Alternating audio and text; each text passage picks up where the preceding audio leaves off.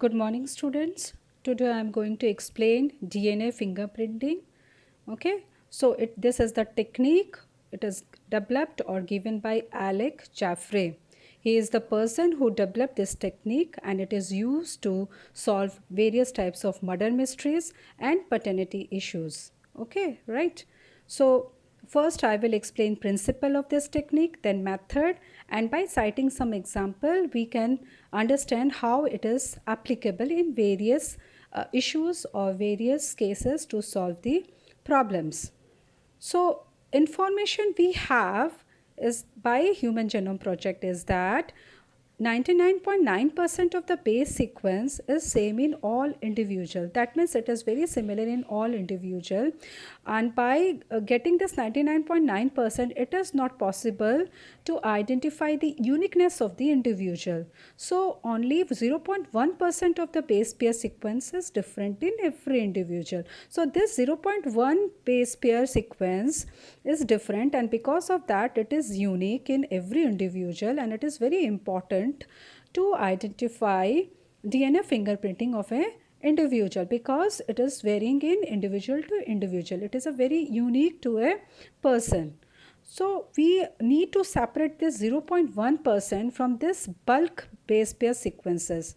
So we can separate it by using density gradient, by centrifugation, right? This is the technique. We can separate this 0.1% from the bulk genome. So when we separate it by using density gradient, it gives us peak.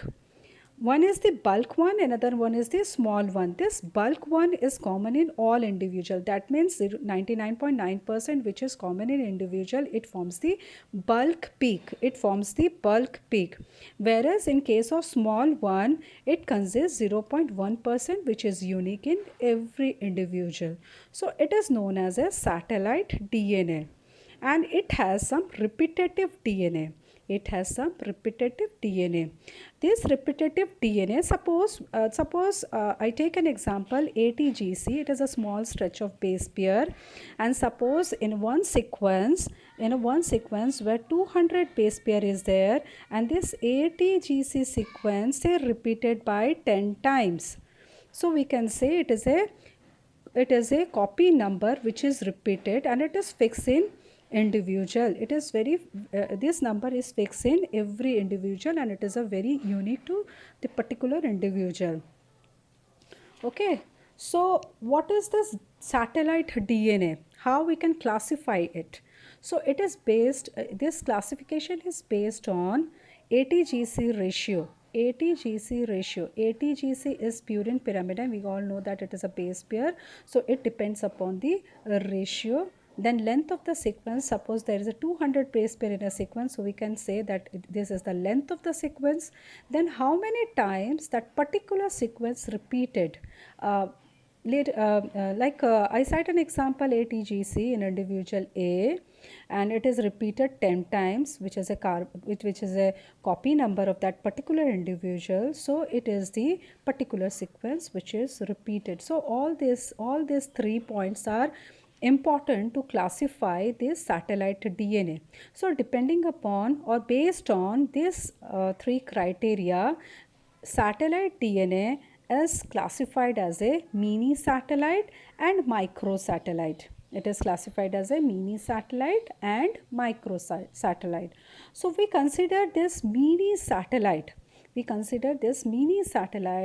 as a VNTR, so that we can identify DNA fingerprinting of a particular individual. This VNTR is known as variable number of tandem repeats. This variable number of tandem repeats is very important to identify this DNA fingerprinting, and we use it as a radiolabel proof to solve the problems, because every individual have the very unique variable number of tandem repeats. That means it is not similar in all, it is very unique in every individual. So we can use this VNTR to identify for DNA fingerprinting, right? So what are the methods we used for DNA fingerprinting? First, we require to isolate DNA. because we all know that there is a packaging of DNA. It has certain proteins and all, so we have to isolate it. We all know the technique that we use chilled ethanol and all to isolate the DNA. The first step is that we supposed to isolate the DNA. Then we digest the DNA. That means we require to break down into a fragments by using molecular scissor or enzyme known as endonuclease. By endonuclease, it is an enzyme which is used to break the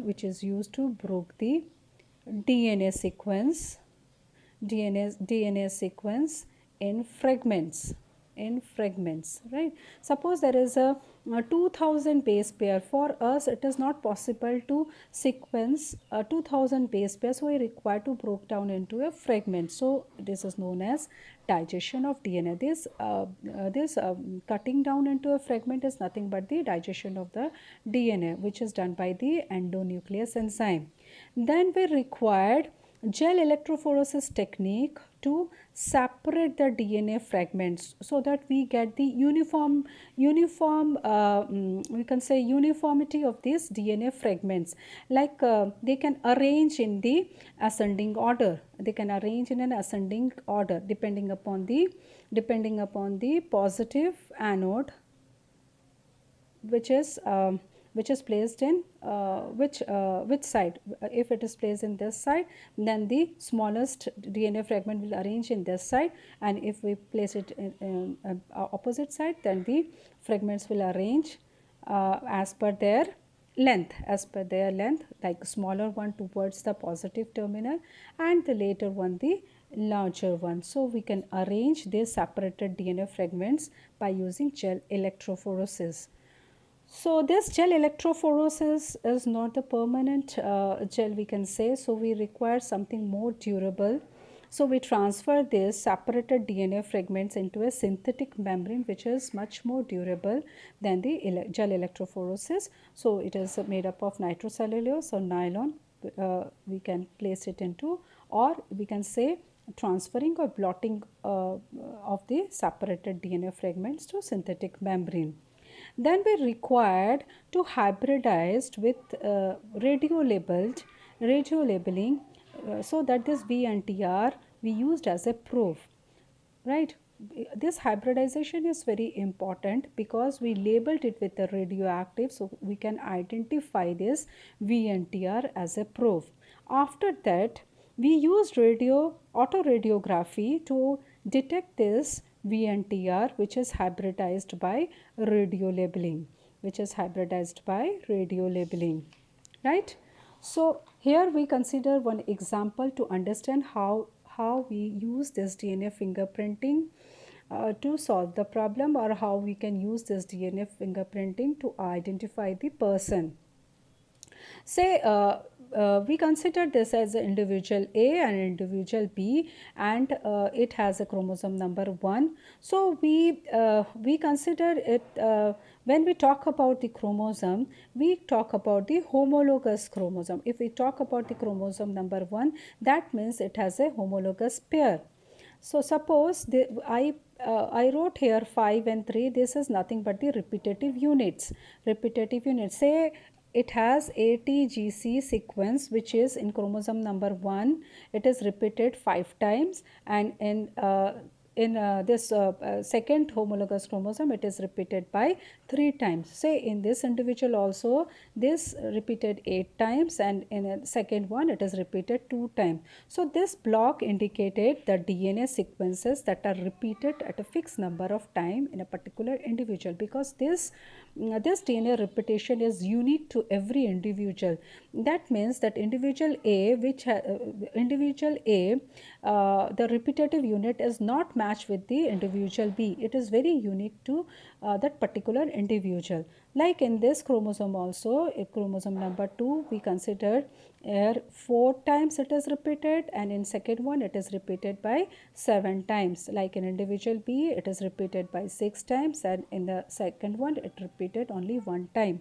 So we consider this chromosome number 1, chromosome number 2, and chromosome number 3, so that we used it for identification of the DNA as a fingerprint.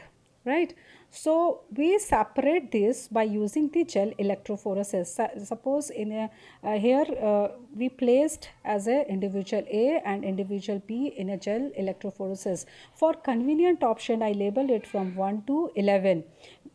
You can very easily see that the red one, which has a 10 to 6 number, I placed it here 10 and the on the 6th position, right? So it is placed as a, sorry, I placed it as a 6th position. I placed it as a 6th position, like 10 and 6. So this individual having chromosome number 1, chromosome number 2, and chromosome number 3.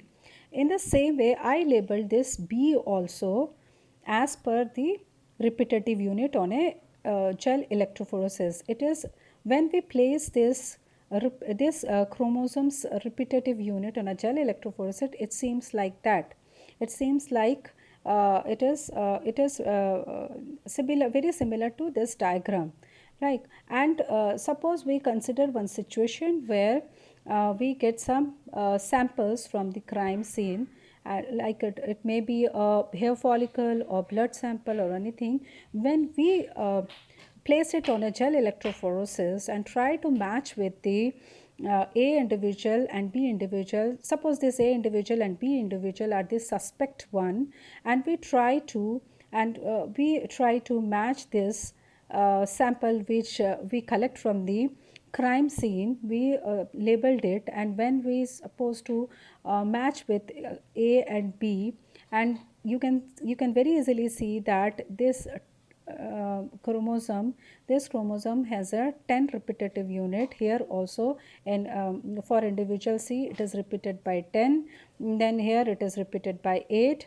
here also it is repeated by 8, and by seeing other also it matched with the A individual. So we can say that probably this individual is present on this crime scene from where we collect the sample, and probably we able to solve this problem by matching this fingerprinting. We can easily understand that fingerprinting is very unique to the individual, so it won't match with the B.